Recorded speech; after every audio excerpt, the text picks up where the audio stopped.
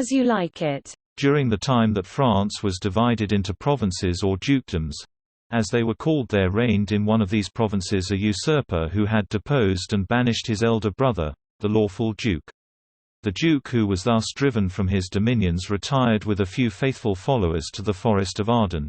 And here the good duke lived with his loving friends, who had put themselves into a voluntary exile for his sake, while their land and revenues enriched the false usurper, and custom soon made the life of careless ease they led here more sweet to them than the pomp and uneasy splendor of a courtier's life. Here they lived like the old Robin Hood of England, and to this forest many noble youths daily resorted from the court, and did fleet the time carelessly, as they did who lived in the Golden Age. In the summer they lay along under the fine shade of the large forest trees, marking the playful sports of the wild deer. And so fond were they of these poor dappled fools, who seemed to be the native inhabitants of the forest, that it grieved him to be forced to kill him to supply themselves with venison for their food. When the cold winds of winter made the duke feel the change of his adverse fortune, he would endure it patiently, and say, "These chilling winds which blow upon my body are true counselors. They do not flatter, but represent truly to me my condition. And though they bite sharply, their tooth is nothing like so keen as that of unkindness and ingratitude. I find that howsoever men speak against adversity, yet some sweet uses are to be extracted from it. Like the jewel, precious for medicine, which is taken from the head of the venomous and despised toad."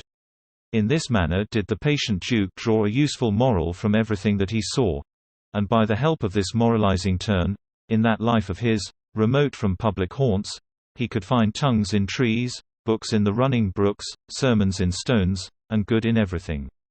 The banished duke had an only daughter, named Rosalind, whom the usurper, Duke Frederick, when he banished her father, still retained in his court as a companion for his own daughter, Celia. A strict friendship subsisted between these ladies, which the disagreement between their fathers did not in the least interrupt, Celia striving by every kindness in her power to make amends to Rosalind for the injustice of her own father in deposing the father of Rosalind.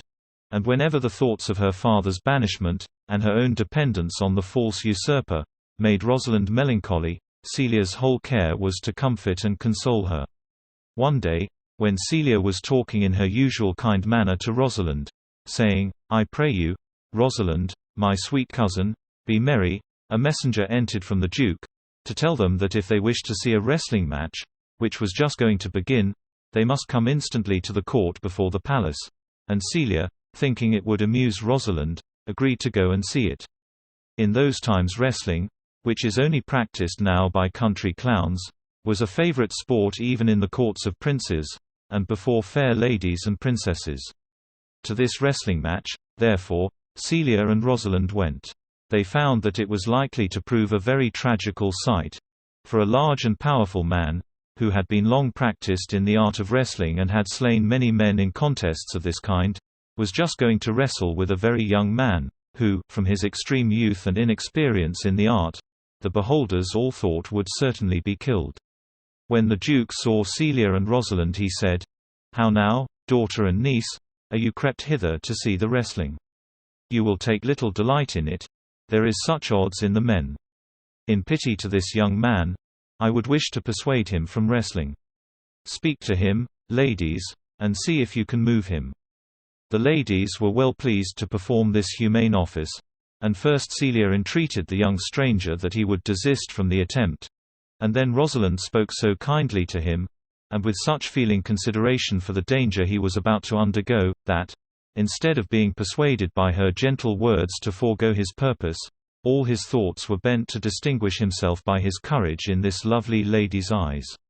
He refused the request of Celia and Rosalind in such graceful and modest words that they felt still more concern for him. He concluded his refusal with saying, "I am sorry to deny such fair and excellent ladies anything. But let your fair eyes and gentle wishes go with me to my trial, wherein if I be conquered there is one shamed that was never gracious. If I am killed, there is one dead that is willing to die. I shall do my friends no wrong, for I have none to lament me. The world no injury, for in it I have nothing. For I only fill up a place in the world which may be better supplied when I have made it empty." And now the wrestling match began. Celia wished the young stranger might not be hurt.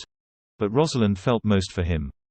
The friendless state which he said he was in, and that he wished to die, made Rosalind think that he was, like herself, unfortunate, and she pitied him so much, and so deep an interest she took in his danger while he was wrestling, that she might almost be said at that moment to have fallen in love with him. The kindness shown this unknown youth by these fair and noble ladies gave him courage and strength, so that he performed wonders, and in the end completely conquered his antagonist, who was so much hurt that for a while he was unable to speak or move. The Duke Frederick was much pleased with the courage and skill shown by this young stranger, and desired to know his name and parentage, meaning to take him under his protection. The stranger said his name was Orlando, and that he was the youngest son of Sir Roland de Boys. Sir Roland de Boys, the father of Orlando, had been dead some years, but when he was living he had been a true subject and dear friend of the banished Duke. Therefore, when Frederick heard Orlando was the son of his banished brother's friend, all his liking for this brave young man was changed into displeasure and he left the place in very ill humor. Hating to bear the very name of any of his brother's friends, and yet still admiring the valor of the youth, he said, as he went out, that he wished Orlando had been the son of any other man. Rosalind was delighted to hear that her new favorite was the son of her father's old friend, and she said to Celia, "My father loved Sir Roland de Boys, and if I had known this young man was his son I would have added tears to my entreaties before he should have ventured." The ladies then went up to him and, seeing him abashed by the sudden displeasure shown by the Duke, they spoke kind and encouraging words to him, and Rosalind, when they were going away, turned back to speak some more civil things to the brave young son of her father's old friend, and taking a chain from off her neck, she said, "Gentlemen, wear this for me. I am out of suits with fortune, or I would give you a more valuable present." When the ladies were alone, Rosalind's talk being still of Orlando, Celia began to perceive her cousin had fallen in love with the handsome young wrestler, and she said to Rosalind, "Is it possible you should fall in love so suddenly?" Rosalind replied, "The Duke, my father, loved his father dearly." "But," said Celia, "does it therefore follow that you should love his son dearly? For then I ought to hate him, for my father hated his father, yet do not hate Orlando." Frederick, being enraged at the sight of Sir Roland de Boys's son, which reminded him of the many friends the banished Duke had among the nobility, and having been for some time displeased with his niece because the people praised her for her virtues and pitied her for her good father's sake, his malice suddenly broke out against her. And while Celia and Rosalind were talking of Orlando, Frederick entered the room and with looks full of anger ordered Rosalind instantly to leave the palace and follow her father into banishment, telling Celia, who in vain pleaded for her, that he had only suffered Rosalind to stay upon her account. "I did not then," said Celia, "entreat you to let her stay, for I was too young at that time to value her. But now that I know her worth, and that we so long have slept together, rose at the same instant, learned, played, and eat together, I cannot live out of her company." Frederick replied, "She is too subtle for you. Her smoothness, her very silence, and her patience speak to the people, and they pity her.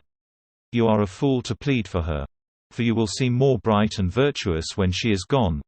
Therefore open not your lips in her favor, for the doom which I have passed upon her is irrevocable." When Celia found she could not prevail upon her father to let Rosalind remain with her, she generously resolved to accompany her, and, leaving her father's palace that night, she went along with her friend to seek Rosalind's father, the banished Duke, in the Forest of Arden. Before they set out, Celia considered that it would be unsafe for two young ladies to travel in the rich clothes they then wore.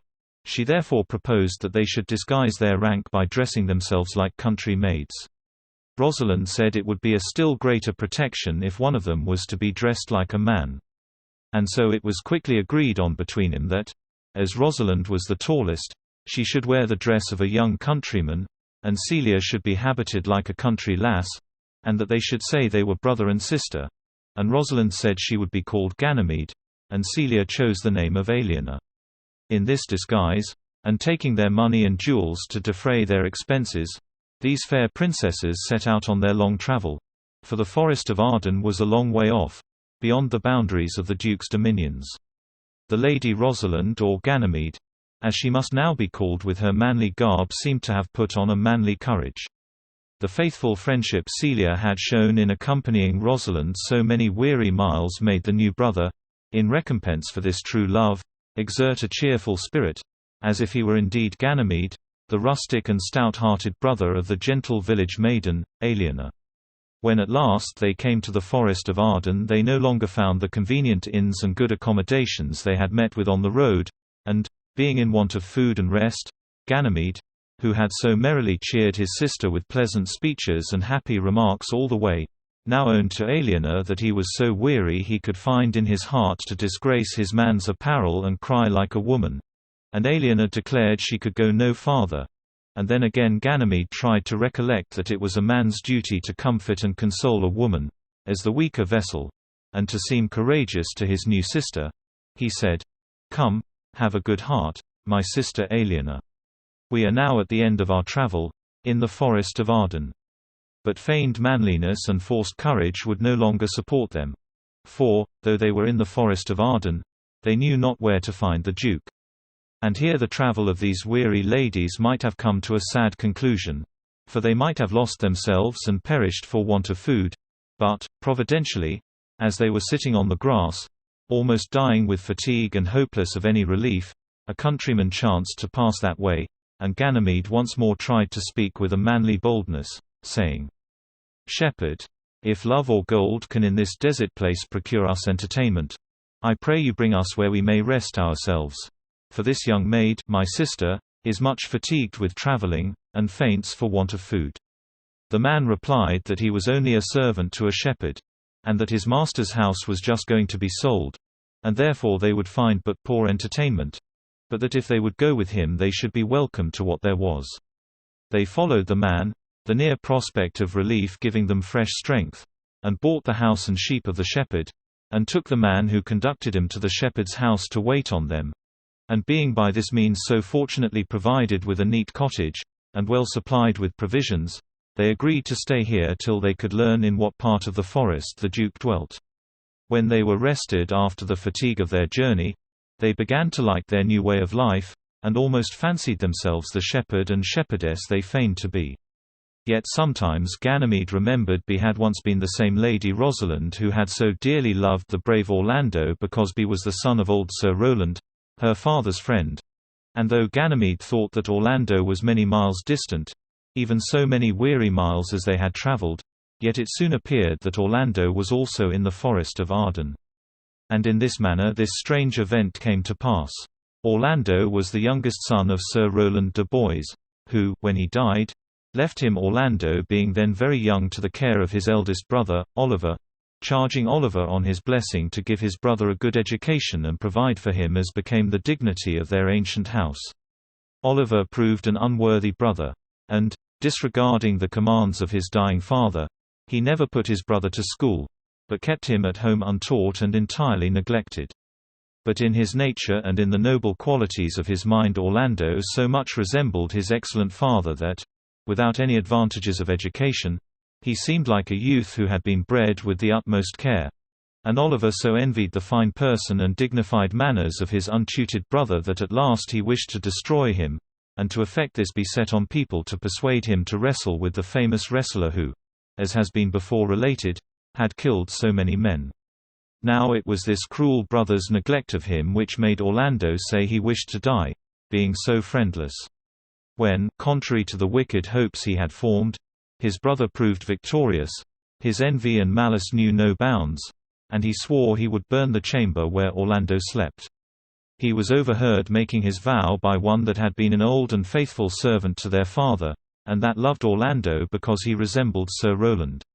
This old man went out to meet him when he returned from the Duke's palace, and when he saw Orlando the peril his dear young master was in made him break out into these passionate exclamations, "O my gentle master, my sweet master! O you memory of old Sir Roland! Why are you virtuous? Why are you gentle, strong, and valiant? And why would you be so fond to overcome the famous wrestler? Your praises come too swiftly home before you." Orlando, wondering what all this meant, asked him what was the matter. And then the old man told him how his wicked brother, envying the love all people bore him, and now hearing the fame he had gained by his victory in the duke's palace, intended to destroy him by setting fire to his chamber that night, and in conclusion advised him to escape the danger he was in by instant flight. And knowing Orlando had no money, Adam, for that was the good old man's name, had brought out with him his own little hoard, and he said, "I have 500 crowns, the thrifty hire I saved under your father and laid by to be provision for me when my old limbs should become unfit for service. Take that, and he that doth the ravens feed be comfort to my age. Here is the gold. All this I give to you. Let me be your servant. Though I look old, I will do the service of a younger man in all your business and necessities." "O good old man," said Orlando, "how well appears in you the constant service of the old world. You are not for the fashion of these times. We will go along together, and before your youthful wages are spent I shall light upon some means for both our maintenance." Together, then, this faithful servant and his loved master set out, and Orlando and Adam travelled on, uncertain what course to pursue, till they came to the Forest of Arden, and there they found themselves in the same distress for want of food that Ganymede and Aliena had been. They wandered on, seeking some human habitation, till they were almost spent with hunger and fatigue. Adam at last said, "O my dear master, I die for want of food. I can go no farther." He then laid himself down, thinking to make that place his grave, and bade his dear master farewell. Orlando, seeing him in this weak state, took his old servant up in his arms and carried him under the shelter of some pleasant trees, and he said to him, "Cheerly, old Adam. Rest your weary limbs here a while, and do not talk of dying." Orlando then searched about to find some food, and he happened to arrive at that part of the forest where the Duke was, and he and his friends were just going to eat their dinner, this royal Duke being seated on the grass, under no other canopy than the shady covert of some large trees.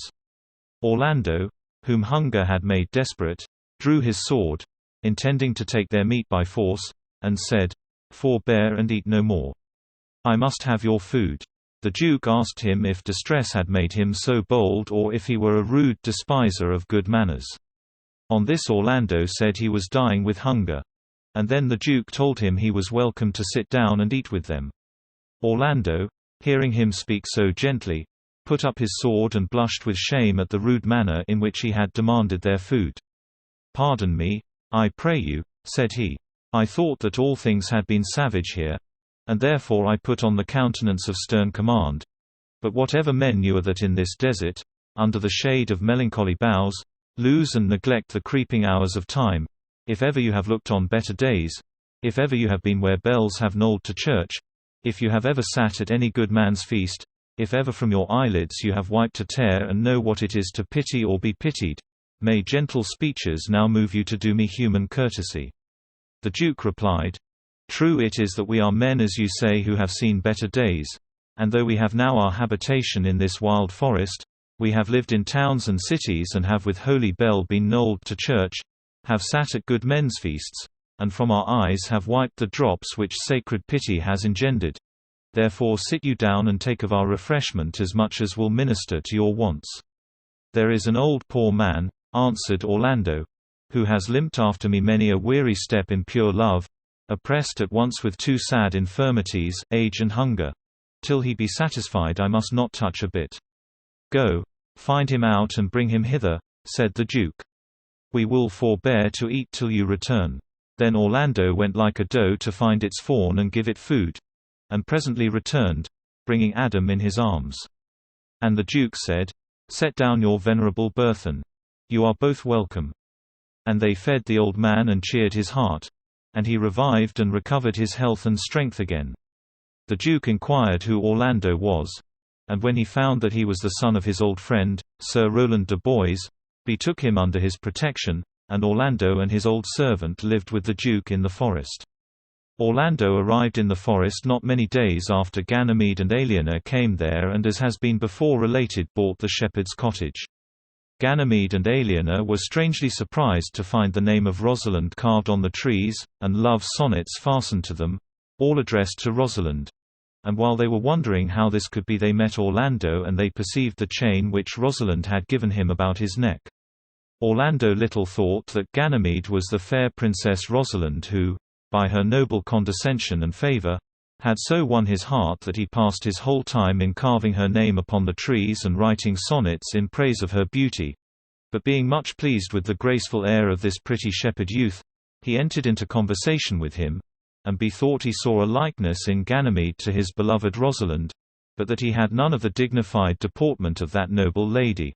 For Ganymede assumed the forward manners often seen in youths when they are between boys and men, and with much archness and humor talked to Orlando of a certain lover, who, said she, haunts our forest, and spoils our young trees with carving Rosalind upon their barks, and he hangs odes upon hawthorns, and elegies on brambles, all praising this same Rosalind.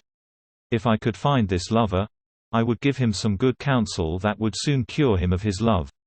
Orlando confessed that he was the fond lover of whom he spoke, and asked Ganymede to give him the good counsel he talked of. The remedy Ganymede proposed, and the counsel he gave him was that Orlando should come every day to the cottage where he and his sister Aliena dwelt. And then, said Ganymede, I will feign myself to be Rosalind, and you shall feign to court me in the same manner as you would do if I was Rosalind, and then I will imitate the fantastic ways of whimsical ladies to their lovers, till I make you ashamed of your love, and this is the way I propose to cure you. Orlando had no great faith in the remedy, yet he agreed to come every day to Ganymede's cottage and feign a playful courtship. And every day Orlando visited Ganymede and Aliena, and Orlando called the shepherd Ganymede his Rosalind, and every day talked over all the fine words and flattering compliments which young men delight to use when they court their mistresses. It does not appear, however, that Ganymede made any progress in curing Orlando of his love for Rosalind. Though Orlando thought all this was but a sportive play, not dreaming that Ganymede was his very Rosalind, yet the opportunity it gave him of saying all the fond things he had in his heart pleased his fancy almost as well as it did Ganymede's, who enjoyed the secret jest in knowing these fine love speeches were all addressed to the right person. In this manner many days passed pleasantly on with these young people, and the good-natured Aliena, seeing it made Ganymede happy, let him have his own way and was diverted at the mock courtship, and did not care to remind Ganymede that the Lady Rosalind had not yet made herself known to the Duke her father, whose place of resort in the forest they had learned from Orlando. Ganymede met the Duke one day, and had some talk with him, and the Duke asked of what parentage he came. Ganymede answered that he came of as good parentage as he did, which made the Duke smile, for he did not suspect the pretty shepherd boy came of royal lineage. Then seeing the Duke look well and happy, Ganymede was content to put off all further explanation for a few days longer. One morning, as Orlando was going to visit Ganymede, he saw a man lying asleep on the ground, and a large green snake had twisted itself about his neck. The snake, seeing Orlando approach, glided away among the bushes. Orlando went nearer, and then he discovered a lioness lie crouching, with her head on the ground, with a cat-like watch, waiting until the sleeping man awaked, for it is said that lions will prey on nothing that is dead or sleeping. It seemed as if Orlando was sent by Providence to free the man from the danger of the snake and lioness. But when Orlando looked in the man's face he perceived that the sleeper who was exposed to this double peril was his own brother Oliver, who had so cruelly used him and had threatened to destroy him by fire, and he was almost tempted to leave him a prey to the hungry lioness. But brotherly affection and the gentleness of his nature soon overcame his first anger against his brother, and he drew his sword and attacked the lioness and slew her, and thus preserved his brother's life both from the venomous snake and from the furious lioness. But before Orlando could conquer the lioness she had torn one of his arms with her sharp claws. While Orlando was engaged with the lioness, Oliver awaked, and, perceiving that his brother Orlando, whom he had so cruelly treated, was saving him from the fury of a wild beast at the risk of his own life, shame and remorse at once seized him, and he repented of his unworthy conduct and besought with many tears his brother's pardon for the injuries he had done him. Orlando rejoiced to see him so penitent, and readily forgave him. They embraced each other, and from that hour Oliver loved Orlando with a true brotherly affection, though he had come to the forest bent on his destruction. The wound in Orlando's arm having bled very much, he found himself too weak to go to visit Ganymede, and therefore he desired his brother to go and tell Ganymede, "Whom," said Orlando, "I in sport do call my Rosalind," the accident which had befallen him. Thither then Oliver went, and told to Ganymede and Aliena how Orlando had saved his life. And when he had finished the story of Orlando's bravery and his own providential escape, he owned to them that he was Orlando's brother who had so cruelly used him, and then betold him of their reconciliation. The sincere sorrow that Oliver expressed for his offences made such a lively impression on the kind heart of Aliena that she instantly fell in love with him. And Oliver, observing how much she pitied the distress he told her he felt for his fault, he as suddenly fell in love with her.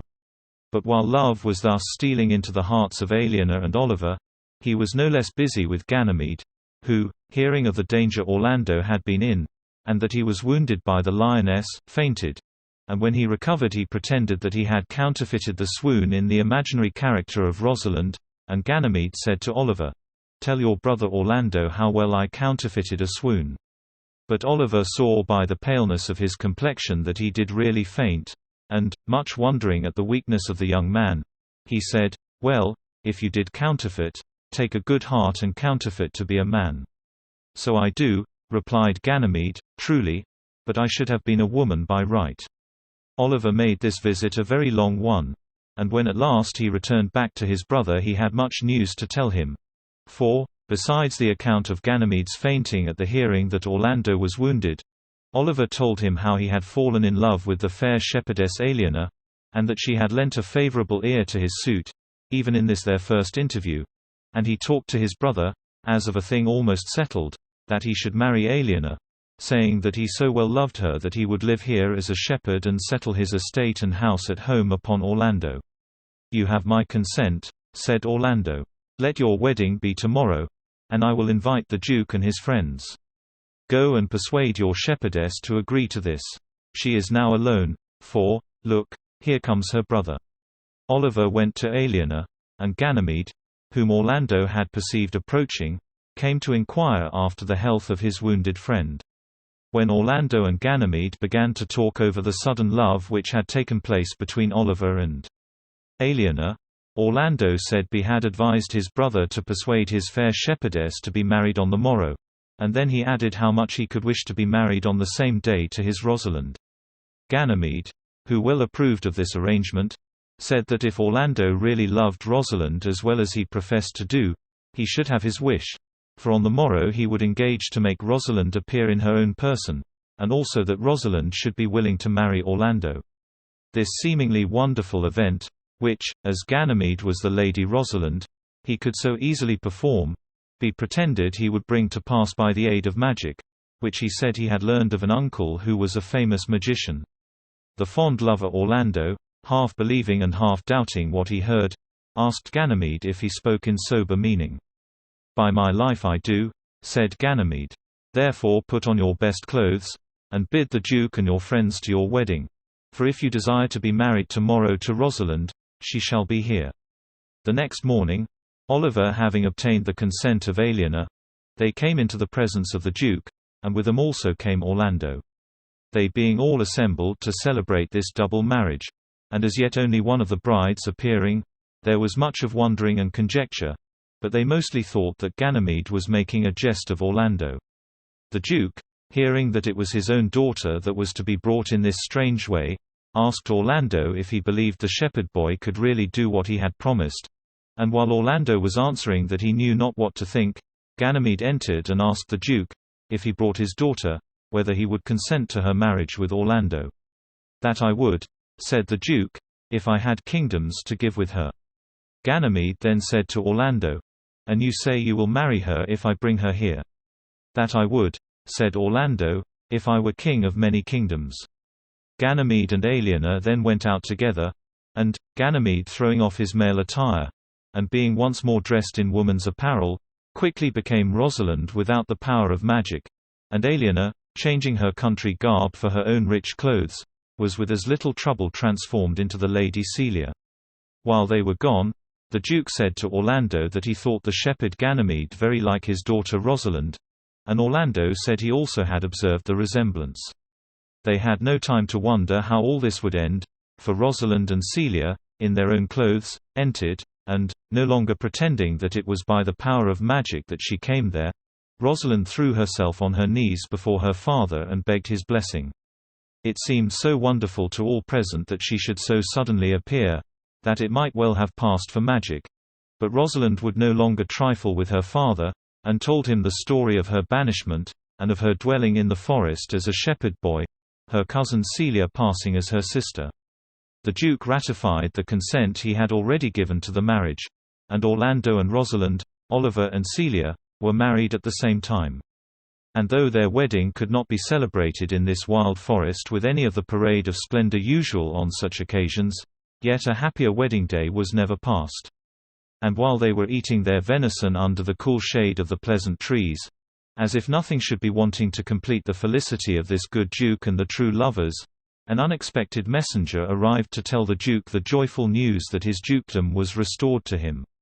The usurper, enraged at the flight of his daughter Celia, and hearing that everyday men of great worth resorted to the Forest of Arden to join the lawful Duke in his exile, much envying that his brother should be so highly respected in his adversity, put himself at the head of a large force and advanced toward the forest, intending to seize his brother and put him with all his faithful followers to the sword.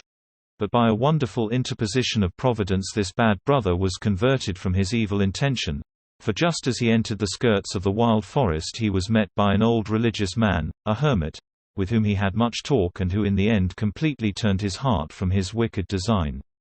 Thenceforward he became a true penitent, and resolved, relinquishing his unjust dominion, to spend the remainder of his days in a religious house.